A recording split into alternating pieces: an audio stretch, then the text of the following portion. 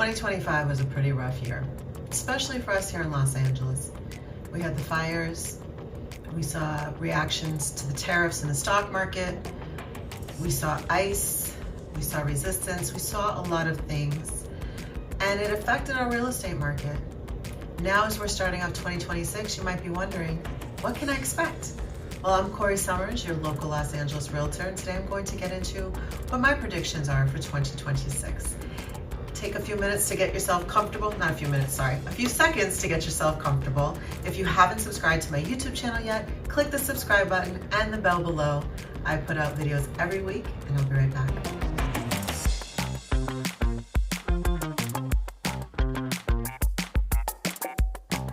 Now, throughout 2024 and at the very beginning of 2025, all we were hearing was interest rates are coming down, interest rates were coming down.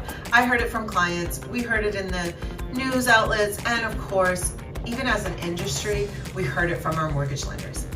But the reality is, we didn't have all the price reductions in the interest rate that we were expecting. We did close out the year very, very slightly under 6%. What do we think is going to happen here in 2026? Well, 2026 does show some signs of real estate picking up nationwide, but here in California, we might be facing a different story. Due to policies put in place through our elected officials, our governor, as well as other special interest groups, we have driven out oil refineries and other major corporations, as well as the very wealthy have been fleeing with the threat of a 5% tax rate imposed on them for a one-time fee. California has become aggressively anti-wealth, aggressively anti-business, and also aggressively anti-landlord ownership. It is not just at the city of Los Angeles level, it is in Sacramento, it is in San Francisco. What I find very interesting is a lot of the policy that affects real estate seems to stem from Wiener in San Francisco, a gentleman who lives in a highly dense area. All of Southern California is not highly dense. I don't want to get too going on that subject, but I do want to talk about the fact that these policies have really driven out industry. I mean, first it was the entertainment industry. We've got In-N-Out leaving, Frito-Lay's is leaving, one of the peanut companies is leaving, and it just, every week we keep hearing more and more. But specifically Los Angeles, under the governance of Mayor Bass, we've lost over 100,000 small businesses during 2025.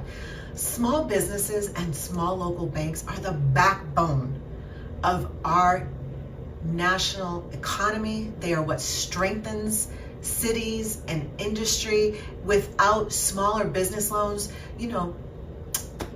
let's just say you're somebody that you work your great corporate job and you have this idea and you want to implement it. You only need $50,000. Well, if you go to any of the institutional banks, they're not giving that to you. That is what a small bank is for.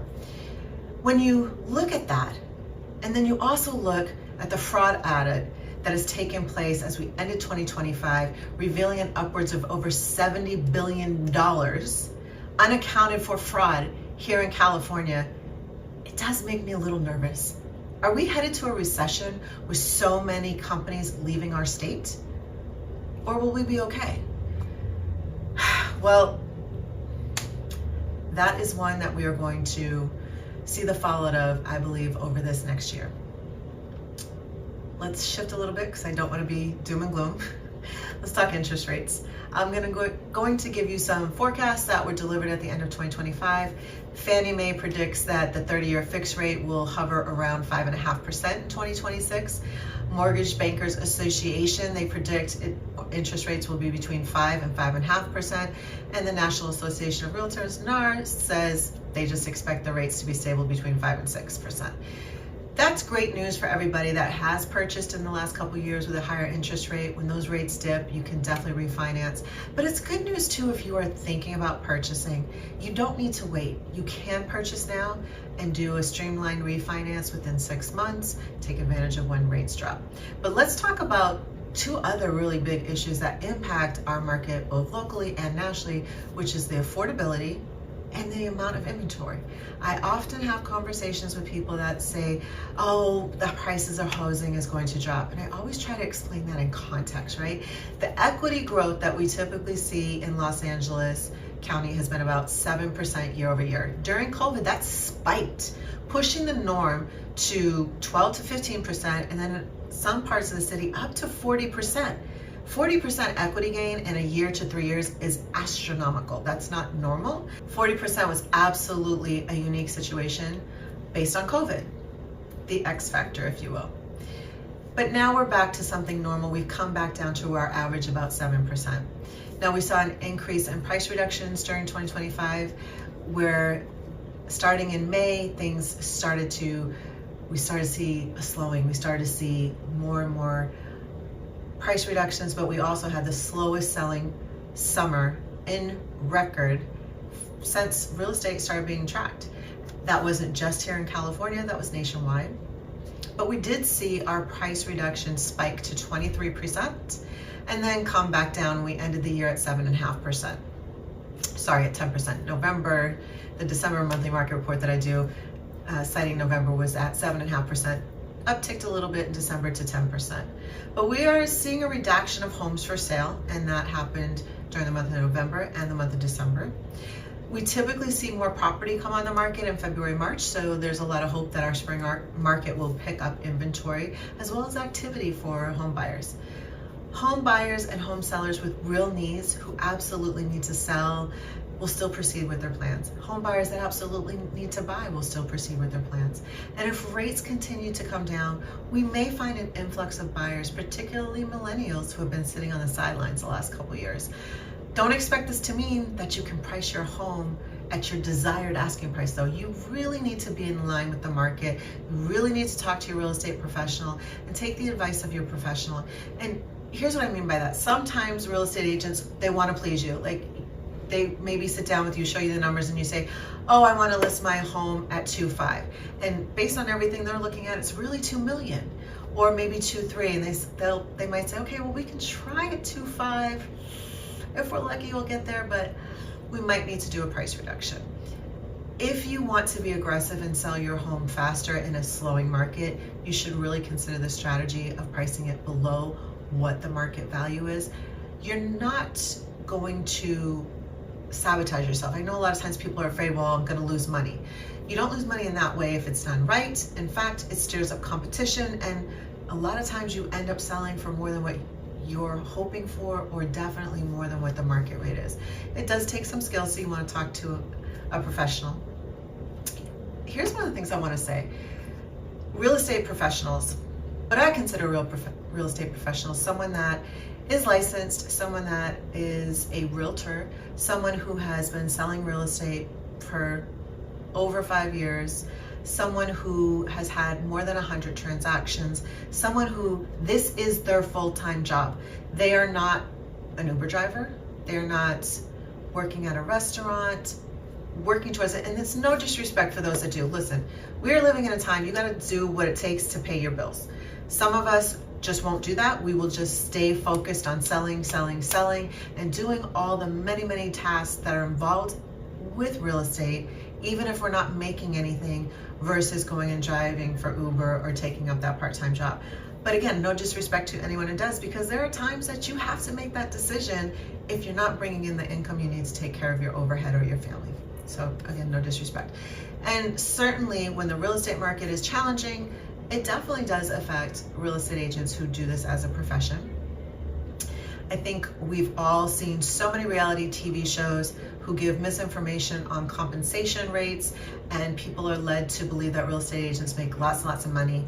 And first of all, those shows tend to focus on the very top, less than 1%, who are in very high markets with high price points, who are excelling when the average real estate agent is making somewhere closer to $50,000 a year, and the majority of real estate agents are women. I feel like I'm veering off track, so let me stop that. Let's get back to what I am predicting for 2026. So the 2026 market will require much more thought when it comes to pricing your home. That was really the point I was getting at. It will be more about pricing your home in a way to create the most interest. And sometimes that means pricing it below the market rate. Sometimes that means being very strategic. Here within my brokerage, we do what's called a private exclusive. So we will market your property to other agents within our brokerage to see what the reaction is, to see where the interest is, to get a gauge on that price before you come to market and end up having to have a price reduction. It's better to have a reduction prior to coming to market than coming to market and getting that reduction. If you market the home right, it still may take 2 to 3 months to sell. And as we continue the shift into a buyer's market, that can go a little bit longer.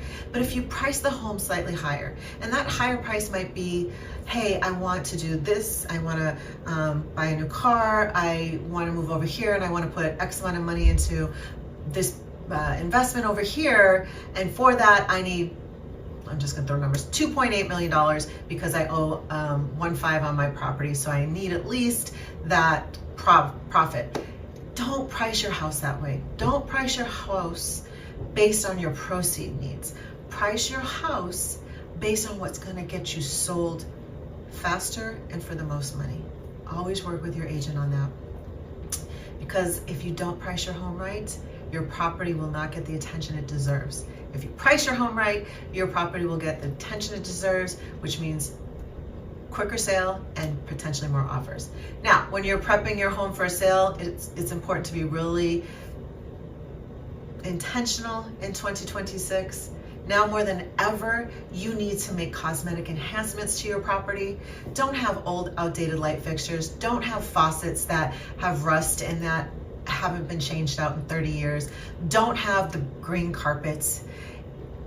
Do the very minimum. Paint where necessary. If your house hasn't been painted in 10 years or has some staining or dirt, you need that fresh coat of paint. You need to deliver your home to appeal to the most buyers and to be as move-in ready as possible.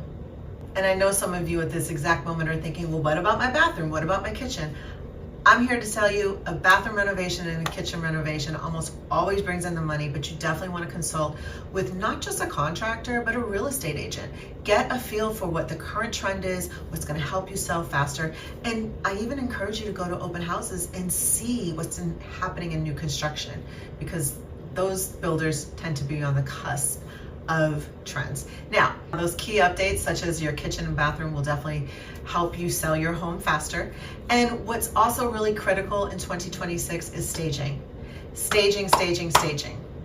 If your house is empty, staging. If you live in your house, staging or partial staging. But staging is going to be very critical as we go into 2026. And yes, there's AI, but please understand, manipulated photos with AI to show how it looks with furniture is very different than a buyer going to a home that has no furniture, or a house where you're living in and there's piles of, I don't know, paperwork, piles of books, clothes unkept, beds unmade. Those things are a deterrent to home buyers. Some buyers just can't look past the clutter to see the vision of what it would look like with their own property. Let's talk a little bit about national statistics. Wages are going up, but as I mentioned before, we're seeing a large amount of job losses here in California. And we are seeing the impact of minimum wage going up because guess what? The cost of goods and services are going up, especially at restaurants. I had a friend call me the other day and she's like, Corrie, why did my coffee today cost me $20? I said, because minimum wage went up. Minimum wage goes up, costs for small businesses go up, city regulations, state regulations, costs for small businesses go up, supplies go up, everything impacts that price you pay for that good or service. Okay, now we can hope that new industry or evolving industries will come to California and open up, and maybe those wages and will lead to more people buying a home. That's the big hope, right? We'll see. Now, as I've mentioned before, here in California, Los Angeles specifically, we are shifting into a buyer's market. Right now, we're in a balanced market. Homes on average are taking 2 to 3 months to sell. Mortgage delinquencies are really low though, because most homeowners have good equity in their homes, especially those that have owned their homes for a long time and purchased with a low interest rate. Mortgage delinquencies, we're just not seeing them. And I have clients I shouldn't say all the time. I have one client in particular that calls me every couple months and is like, hey, I want to bank on property. We're just not seeing it yet. What is one of the things that causes the price of consumer goods to be lower? Competition and quantity. We have had a lack of building. Now, that's not to say we're not seeing new construction here in California or small lot subdivisions. And certainly we've got the Toll Brothers doing some building in areas like Porter Ranch and Valencia, but really the amount of housing has not kept up with the amount of demand. And when we have a lot of housing available for sale, whether that's resales or new construction, that helps to bring down the price a little bit. More competition stirs up a little bit of lowering in price. We see this in tons of industries, right? It's basic economics, supply and demand and competition. Well, we're hoping that the improvement in affordability could be something that would lure home buyers in, especially those waiting on the sidelines, Gen Zers. And young families, though, might still feel the pinch of high costs, with many of them opting for very non-traditional living situations to afford housing. And what do I mean by that? Roommates. Roommates might be the norm. Purchasing with one or two friends might be the norm. And multi-generational family living, I expect that to increase. You might not be aware of this, but nationally, 6% of Americans have moved in with their parents during 2025. And another 6% have moved in with roommates. That's 12%. This trend, I think, is definitely going to increase. The affordability crisis is so large that it's impacted voting. The YIMBY, Yes in My Backyard movement, has picked up support, and this focuses on building more highly dense homes, property, or even rentals in area near transit. Now, I have to tell you, I have personally spoken with some of our legislative parties here in California, and I had one congresswoman say to me, I would never take the bus. How could I possibly make all my appointments? Do you know how long a bus ride takes to get such and such distance? But yet lawmakers make these decisions expecting the general population to rely on the transit system. The problem is this. Far too often we see the way these laws are pushed through and the way builders, developers utilize them for building, and often the way that they're enacted, it doesn't line up. And we're seeing areas that are not true transit areas be reclassified as transit areas. I can give you a perfect example in Toluca Lake. There was a block of small businesses. The owner passed away, left the property to his two sons and daughter. Two sons wanted to tear everything down and build apartment buildings for years. And honestly, I can't remember. I have it in my notes somewhere. I don't remember if it was 8 years or 10 years. Would not get this approved. Then the TLC measure gets passed. And I have to be very frank. The way these measures are presented to the public are either confusing or they sound really good, but they don't really explain to you how they will get executed. So, TLC measure comes about, fight from the neighborhood, city's not approving it. COVID hits, they managed to get it slid through. So, several businesses get torn down, including our post office in Toluca Lake, and they build apartment buildings, several floors, with a commercial space underneath. Post office does not come back. Gelson's is moving in with their hybrid model, which is mostly prepared food, snacks, and drinks. And they set the rents at higher rates in the surrounding areas, higher rates than in Toluca Lake and higher rates than the Burbank, the section of Burbank that touches Toluca Lake. And to give you an example, a 500 square foot studio, not a one bedroom, but a studio, over $2,500. Now, in that area of Toluca Lake and the Burbank adjacent and even North Hollywood, for $2,500, you can either get a 750 to 800 square foot one bedroom apartment or a two bedroom apartment that's about 900 square feet. This is really overpriced. And we're seeing things like that happening around the city. It'll take quite a long time for it to get filled up. It's not to say some of the units didn't get rented, but it will take a while. The affordability of housing has been such a hot topic that even the current president has spoken about it. Although his ideas of 50-year mortgages are absolutely not the solution. In fact, do you realize that prior to 1913, we had different types of lending for homes? The type of lending that we have now in mortgages, you pay your home over 2 times, but with a 50-year mortgage, you would pay it up to 4 times with the amount of interest you pay on your property.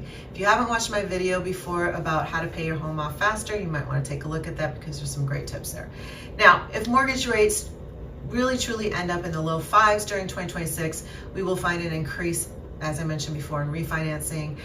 About 20% of all mortgages are in the 6%, so we may see homeowners actually tap into funds to renovate rather than purchase as interest rates come down, especially if they have low rates in the 2 to 3s. It might make more sense to just pull out of equity in their home and do some renovations.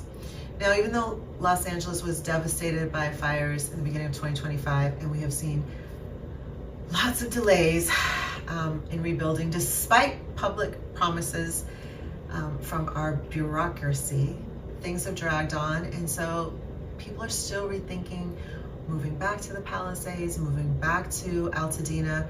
Some people are looking for homes in similar terrain like Santa Monica and Long Beach, or maybe more dense area, less fire hazard like Westwood.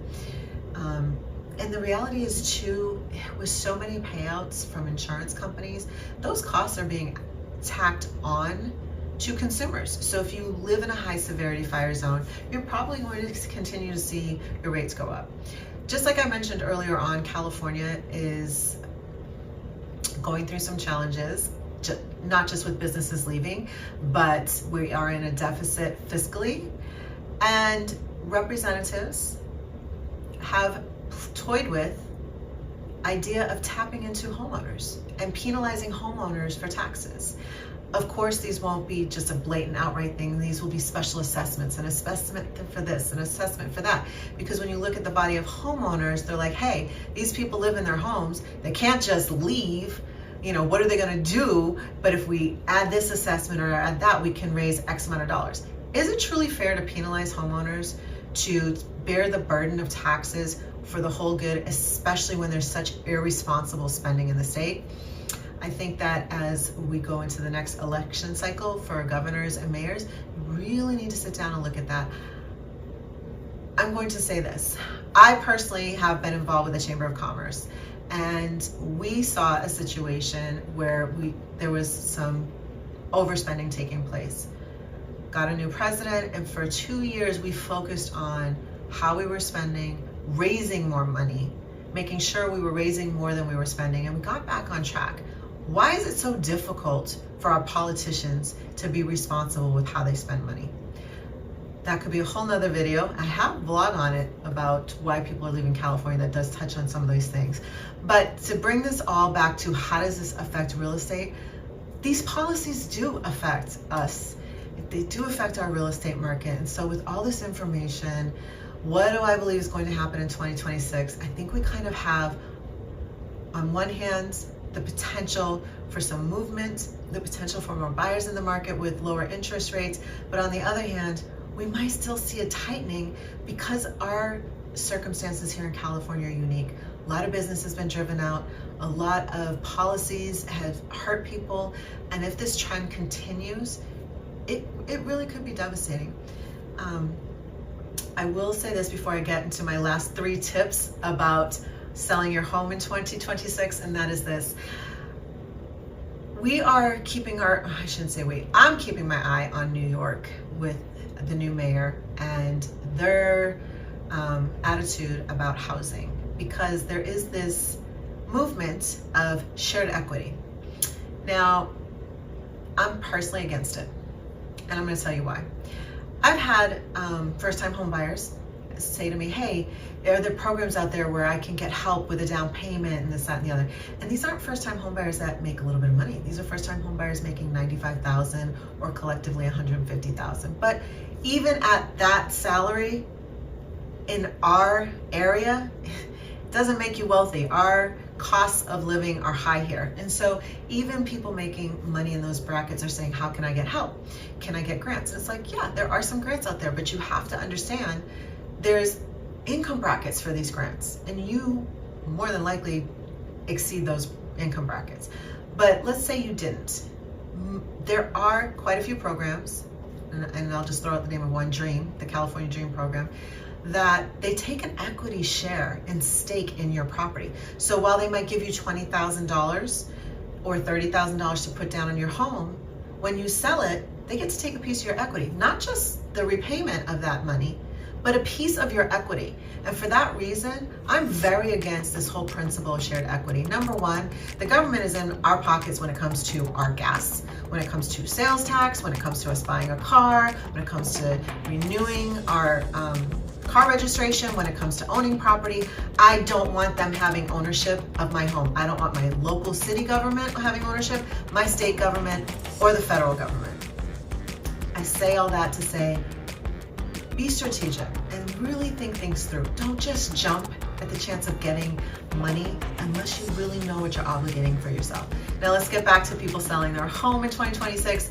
Again, top 3 things that are going to be the most important: your presentation, which means your prep, your repairs, painting, staging, and of course photos, videos, and listing description, and all those marketing efforts. Promotion. Like I mentioned earlier, the 3 phases of marketing to create momentum can be critical prior to coming to the market. And I'm sorry if you're saying 3 phases of marketing. I work with Compass. We have private exclusives, then we do a coming soon, and then we debut on the market. Our private exclusive period is really the great time to test your pricing strategy. Lastly, price. Yep, I just said it. Do not be afraid to list your home below market value to attract the most buyers. And definitely do not list your home at your desired price based on what you want to net and spend in other areas. That's just not alignment with where the market actually is at. Thank you guys so much for watching. Hope all of this information is helpful to you making decisions for 2026. We will see more as the year unfolds if I'm right or if things veer off, because again, an X factor event like COVID can just change everything. I'm Corrie Sommers, your local Los Angeles realtor. If you haven't subscribed to my YouTube channel yet, click the subscribe button and bell for update. And of course, new video again next week.